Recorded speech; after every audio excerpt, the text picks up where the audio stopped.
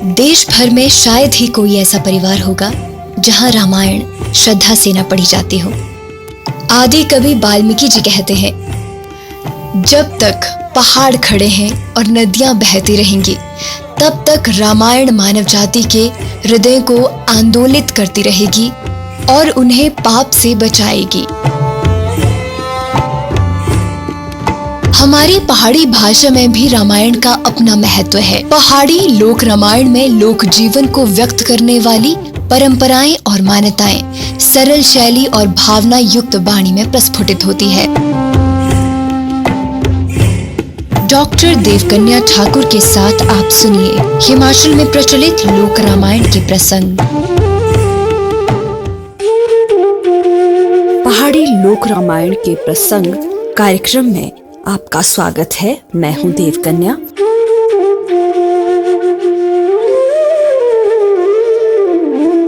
आज इस कार्यक्रम में मैं आपको सिरमौर में प्रचलित रामायण के प्रसंग सुनाने जा रही हूं।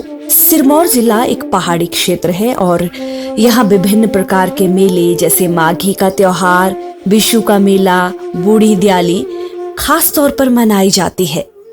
इन त्योहारों और मेलों के दौरान लोक गीतों, गाथाओं, ऐतिहासिक कथाओं पर विशेष चर्चा की जाती है और रामायण और महाभारत भी इन्हीं में से एक है। खास तौर पर रामायण देवी देवताओं के जागरण में ज्यादा गाई जाती है। यहाँ के लोग भगवान राम के प्रति बड़ी आस्था रखते हैं। जब एक दूसरे मित्र और सगे संबंधियों से मिलन होता है तो एक दूसरे का अभिवादन राम राम कहकर करते हैं। सिरमौर के निवासियों द्वारा मनाए जाने वाले उत्सव और मंगल अवसरों जैसे कि पुत्र जन्म, विवाह और यज्ञ में जो गीत गाए जाते हैं उनमें राम का वर्णन रहता है। लोग किसी के घर जब कभी इकट्ठे होते हैं तो अपनी लोक भाषा में राम कथा सुनी और सुनाई जाती है। सिरमौर में गाई जाने वाली राम कथा का ये प्रसंग सुनिए। चांदे मामा सूरजो गाँव बे पोणो रो पाणे, मामा गाँव बे नारेणो जैणे धोरते बाणे, मामा गाँव बे नारेणो जैणे धोरते बाणे, राजा गाँव बे दशरथ साथे कुशल्या राणे, राजा गाँव बे दशरथ तीनों गाँव बे राणी, राजा बोलू दशरथ मनो दो ना जानी, एक राणे कुशल्या जिये रामो जी जाया, दूजे राणे सुमित्रा जिये लखनऊ शत्रुघ्न जाया, तीजे राणे के कई जिये भौर तो जाया। इन पंक्तियों में ये स्पष्ट किया गया है कि सबसे पहले चंद्रमा और सूरज तथा परमात्मा का नाम पुकारा जाता है जिन्होंने ये धरती बनाई। इसके बाद राजा दशरथ का नाम भी लिया जाता है। इसमें कहा गया है कि राजा दशरथ की 3 रानियां थी। पहली रानी कौशल्या ने राम को जन्म दिया, सुमित्रा रानी ने लक्ष्मण और शत्रुघ्न को और तीसरी रानी कैकेयी ने भरत को जन्म दिया। एक और प्रसंग सुनिए। राजा बोलू दशरथ बहुताई धुने, पढ़ दे लिख दे लोए गोआ विश्वा मुने, बोशे जाले देवटे भूये पड़ोले गारो, दुई ने भाई रामो लखने राक्षो मारो, ताड़का रोए राक्षो रे दौरे दे आए, तीरो राखो रामे तोलो छाती दो लाए। राजा दशरथ बहुत ही धनवान और बुद्धिमान थे। कहा जाता है कि वे अपने दोनों पुत्रों को शिक्षा ग्रहण करने के लिए विश्वमुनि यानी विश्वामित्र के पास भेजते हैं और विश्वमुनि उन्हें अच्छी शिक्षा देते हैं।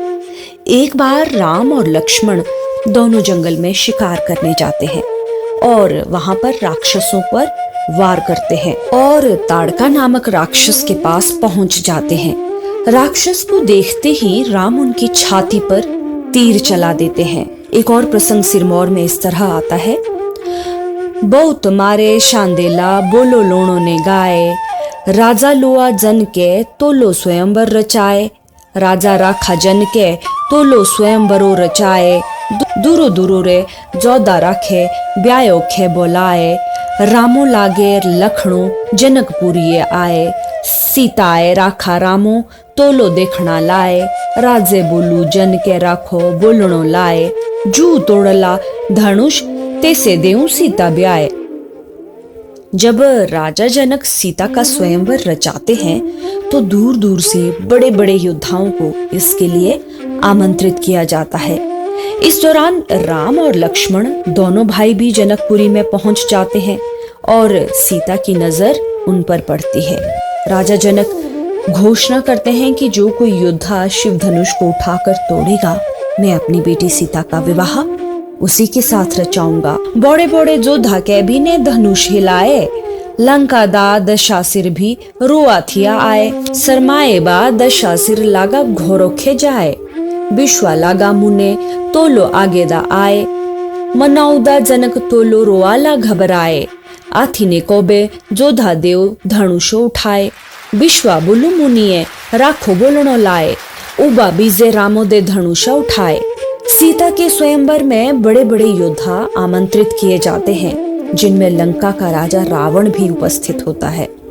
लेकिन किसी भी योद्धा से धनुष नहीं उठाया जाता और सभी वहां से भागने लगते हैं।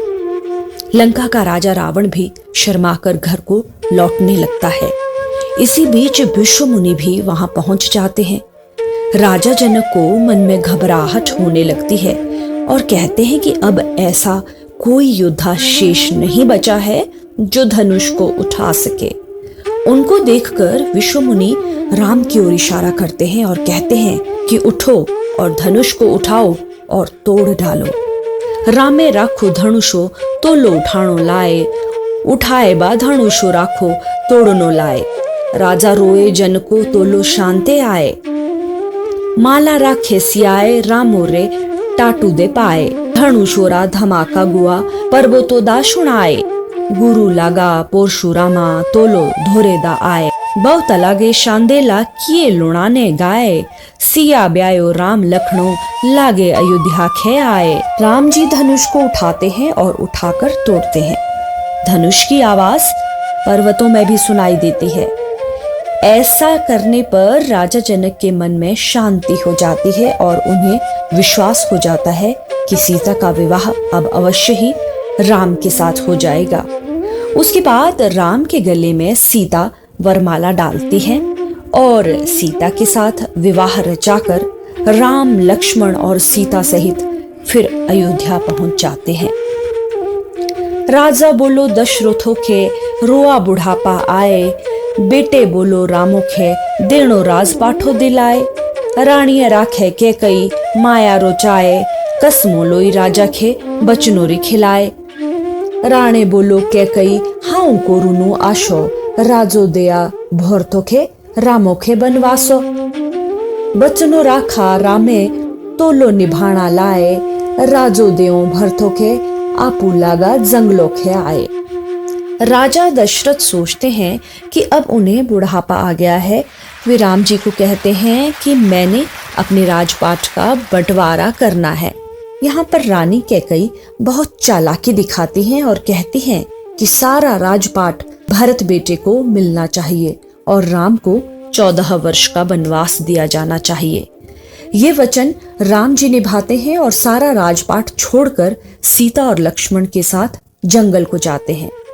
दशरथ द्वारा कैकई को 2 वर दिए जाने की कथा एक प्रसंग में इस प्रकार भी प्रचलित है। एक बार युद्ध करते समय राजा दशरथ के हाथ की उंगली में एक गहरा घाव हो गया, जिसके कारण राजा को बड़ी पीड़ा रहने लगी। राजा रात्रि निवास के लिए इन दिनों बारी बारी से सभी रानियों के महल में जाया करते थे। जिस दिन वो रानी कैकई के महल में जाते, रानी उनके घाव वाली उंगली अपने मुंह में डालकर चूस लिया करती थी, जिससे राजा की पीड़ा कम होकर उन्हें नींद आ जाती थी। कैकई के इस प्रकार करने का कारण लोग उसका असुर राजा की कन्या होना कहते हैं। जब राजा का घाव ठीक हो गया तो राजा ने उससे 2 वर मांगने को कहा, जिन्हें बाद में राम बनवास और भरत को राज तिलक के रूप में रानी ने मांगा। राजा खे दिया रानिये 14 सालों रो बनवासो, सिया बोलो लखणो आमे करुनी आशो। बाजी जाले बाजणे बाजो गोएरा बाणा, सिया बोलो लखणो मारे गोएलो जाना। रामो सिया लखणो लागे जंगलो दे जाए, पंचवटी दे कुटिया राखे बुणाणे लाए। पंचवटी दे सुरपनखा रोए देख दे आए, बातों राखी सुरपन खाए ब्याह रे लाए। जब राम को 14 वर्ष का वनवास दिया जाता है तो सीता और लक्ष्मण भी जंगल जाने का हठ करते हैं और राम के साथ जंगल चले जाते हैं। पंचवटी में कुटिया बनाई जाती है, वहां वे निवास करते हैं, दिन में शिकार करते हैं और शाम को वापस कुटिया में आकर समय गुजारते हैं। यहाँ पर एक दिन रावण की बहन शूर्पणखा पंचवटी में आ पहुंचती है और लक्ष्मण को विवाह रचाने की बात करती है। रामो लोए लखणो सताणे लाए, लखणे जोरो रे सुर्पनखा रे नाको दे लाए। पंचवटी सुर्पनखा लाउले नाटे, तरवारो लोई लोखणे नाको राखो काटे। रुंदू रुंदू सुर्पनखा लागे लंका दे जाए, हालो राखो रामोरा रावणो खे सुनाए। भेषो राखा रावणे तो लो फोकी रे बनाए, बिछिया मांगदा लागा से पंचवटी दा आए। जब शूर्पणखा राम और लक्ष्मण को सताने लगती है तो क्रोध में आकर लक्ष्मण तलवार से शूर्पणखा की नाक काट देता है। रो रो कर शूर्पणखा लंका चली जाती है और अपने भाई रावण को ये सारी कहानी सुनाती है। इस प्रकार राम से बदला लेने के लिए रावण साधु का वेश धारण करता है और भिक्षा मांगने के बहाने से पंचवटी में आ पहुंचता है। सुनेरो बाणो मिर्गो राम रामो होला मारो, धोखे धड़ेओ रावणो सियानियो हारो। ओरी होंदे जमना पोरी होंदे गैरे, रामोरो लखणो रोबे जोंदे फेरे। बालणो खे चुलड़ा हूँ सेकड़ों खे गैठे, बाटे दो औदे मोरो गोरुड़ो वे भेटे।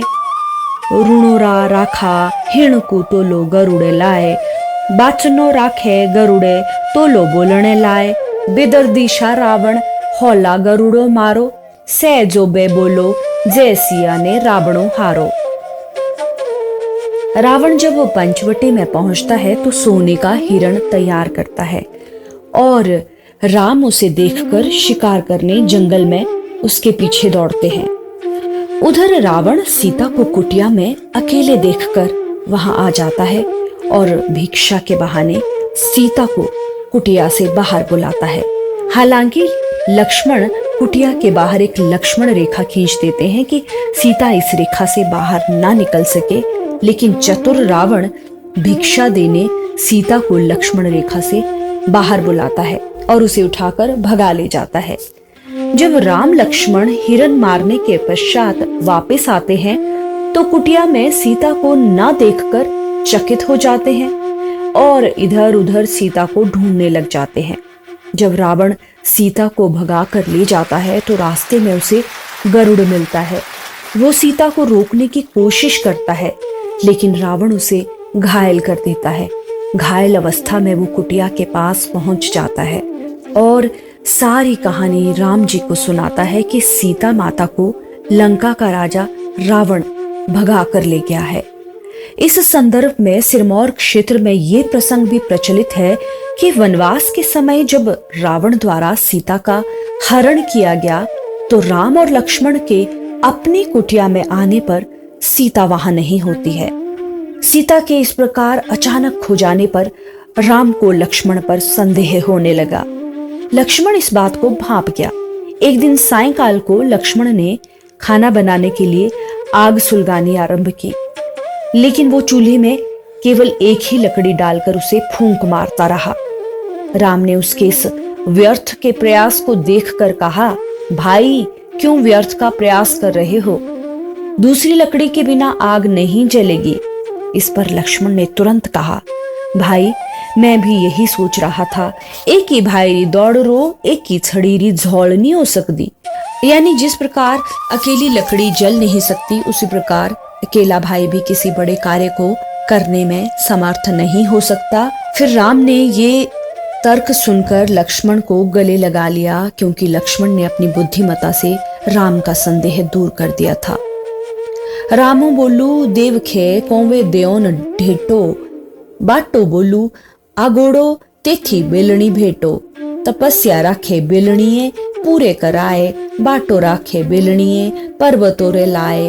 किष्किंधा पर्वतादा राजा सुग्रीवो आसो अपने भाई रे डोरोरा से पर्वतोदा बोसो हाथो दोना रामो तेरे धनुषा तीरो राजा होंदा सुग्रीवो साथे होनुआ वीरो। जब सीता का हरण होता है तो राम की उम्मीदों पर पानी फिर जाता है और ऐसे दुख के मौके पर जब वे उसे ढूंढने निकलते हैं तो रास्ते में भीलनी नाम की एक तपस्विनी उन्हें पर्वत का रास्ता बताती है और कहती है कि किष्किंधा पर्वत में राजा सुग्रीव रहता है। वो अपने भाई के डर से वहां पर निवास करता है। वो आपकी सहायता करेगा और साथ में हनुमान वीर भी आपकी सहायता करेगा। भेशोरा खाहोणु आए बामणोरा बुणाए रामे राखा लखणो तो लो पूछना लाए हाथो दोना रामो तेरे धनुषो तीरो मुसाथी सुग्रीवो हाउ होणुआ बीरो। रामो रोए लखणो सुग्रीव डेई आए सियारे जोणोरी बातो राखीले लाए बोशे जाले देवटे भूइये पड़ोले गारे सिया देऊ बजोए जय भाई बालेंदे मारे। इस प्रकार रास्ते में राम जी की मुलाकात सुग्रीव और हनुमान योद्धा के साथ होती है और सीता को ढूंढने का प्रयास किया जाता है। सुग्रीव कहता है कि मैं सीता को ढूंढने में आपकी सहायता करूंगा यदि आप मेरे भाई बाली का वध कर देते हैं, क्योंकि वो मुझसे लड़ाई करता रहता है। दोखे धौड़ी दो रामे राखो तीरो चलाए जोदा राखा बाले तेने मारे ना लाए राजो राखो रामे सुग्रीवो खेदे लाए हाथों दोना रामो तेरे धनुषो तीरो लंका दा छोड़े लोआ तोलो हणुआ वीरो लंका राखे होणुआए फुकणे लाए सियारा पोता राखा जोए आले आए। राम सुग्रीव के भाई बाली को मारने के लिए तीर चलाते हैं। उसे मारकर सारा राजपाट उसके भाई सुग्रीव को दिलाते हैं। उधर वीर हनुमान लंका में जाकर तबाही कर देते हैं और सीता का पता खोज कर ले आते हैं और सारी लंका नगरी को आग भी लगा देते हैं। होणुआ देखियो होला रामोजी हसो अशोक वाटिका दे माया सिया जी असो नल नीलो जामंतोरे फौजो बोणाए पुलो राखा समुद्रो दा बांधना लाए नल नील समुद्रो दा पुलो राखा लाए फौजो राखे रामे तोलो लंका खेलाए बागो बगीचो सोबे राखे उपाणने लाए बेटा राखा अक्षय कुमारो मारेना लाए। जब हनुमान ने लंका में तबाही मचानी शुरू कर दी तो उनको देखकर राम हंसने लगते हैं और जब हनुमान सीता का पता ढूंढ लाते हैं और कहते हैं कि सीता माता अशोक वाटिका में है तो राम बड़े खुश होते हैं। नल नील और जामवंत की फौज तैयार की जाती है। लंका में जाकर वे भी उथल पुथल मचा देते हैं।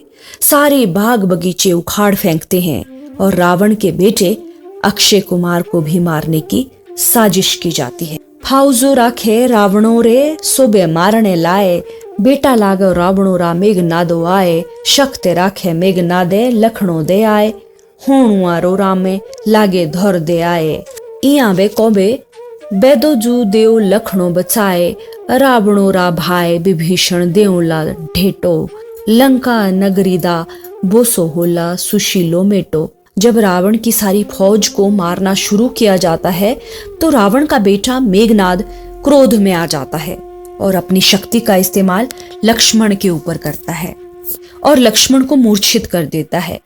बेहोश लक्ष्मण को देखकर सभी घबरा जाते हैं और राम और हनुमान वीर वहां पहुंच जाते हैं। लक्ष्मण को बचाने के लिए हर तरह से कोशिश की जाती है। इस तरह भी चर्चा शुरू हो जाती है कि क्या इस नगरी में कोई ऐसा वैद्य है जो कि जड़ी बूटी देकर लक्ष्मण की जान बचा सके। ऐसा सुनकर रावण का भाई विभीषण कहता है कि भाई घबराना नहीं, लंका नगरी में सुशील नाम का वैद्य रहता है, उसे जड़ी बूटियों का ज्ञान है, उसे बुलाकर लक्ष्मण की जान बचाई जा सकती है। गरुड़े राखी पांदी तो लो काटनी लाए लंका पोषा हुणुआए बेदो राखा बोलाए बेदो राखा सुशीलो तोलो मोते खे शाय हुणुआ वीरो राखा तोलो पर्वतो खेलाए हुणुआ वीरे राखा टिम्बा उठाए जड़ी बूटी राते रात दिल्ली पहुंचाए। ये पंक्तियां कहती हैं कि सुशील नाम के वैद्य को बुलाया जाता है और उसकी सलाह ली जाती है। वैद्य जी कहते हैं कि पर्वत की जड़ी बूटी मंगवानी पड़ेगी। तो इस बीच हनुमान वीर कहता है कि मैं पर्वत पर जड़ी बूटी लेने जाता हूँ। इस प्रकार वो पर्वत पर चले जाते हैं और रातों रात जड़ी बूटी का पूरा पर्वत उठाकर वैद्य के पास ले आते हैं।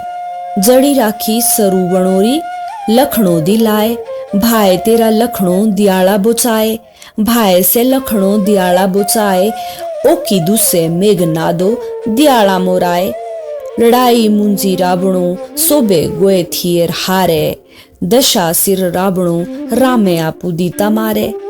जब हनुमान पर्वत सहित जड़ी बूटी को उठाकर लाते हैं तो वैद्य उन जड़ी बूटियों को छांटकर लक्ष्मण पर लगाते हैं और इस प्रकार लक्ष्मण की जान बचाई जाती है और फिर लक्ष्मण बिल्कुल ठीक हो जाते हैं।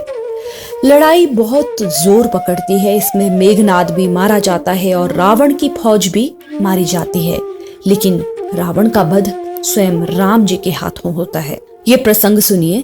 सिया राखे रामे घोरोखे ले आए, फाऊ जो गोए रामोरे घोराखे आए, धरती पांदी बादे पापों से खत्म करो, रामो सिया लखनऊ से आऊं ले घोरो, अयोध्या दे रामे तो लो जिंदगी बिताए, दूरो दूरो दे लोको सबे मिल दे आए, बहुता होला शांदेड़ा तो लो लोगे होले गाओ, धरती पांदी लौले सब रामो रे नाओ।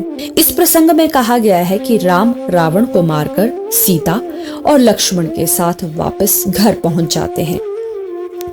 इस प्रकार धरती के ऊपर पाप खत्म हो जाता है और पापी का भी नाश हो जाता है। सत्य की जीत होती है।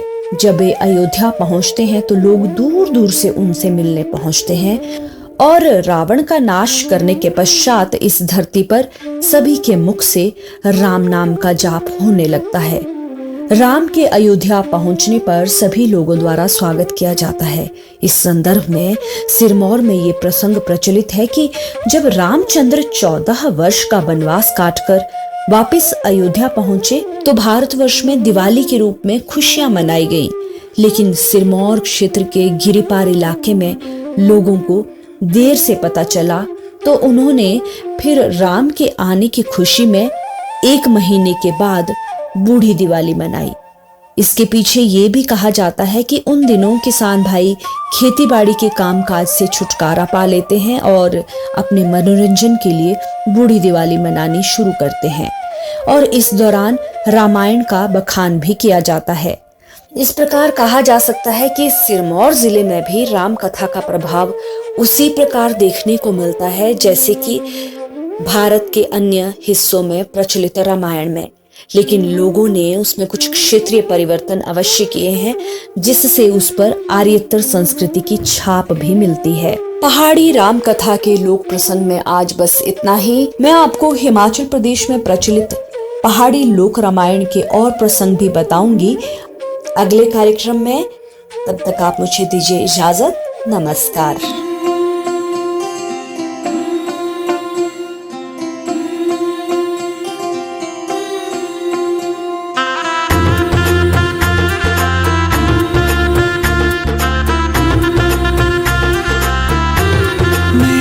चौखट पे चल के आज चारों धाम आए हैं, बजाओ ढोल स्वागत में मेरे घर राम आए हैं। कथा शबरी की जैसे जुड़ गई मेरी कहानी से, न रोको आज धोने पानी से। बहुत खुश हैं मेरे आंसू के प्रभु के काम आए हैं।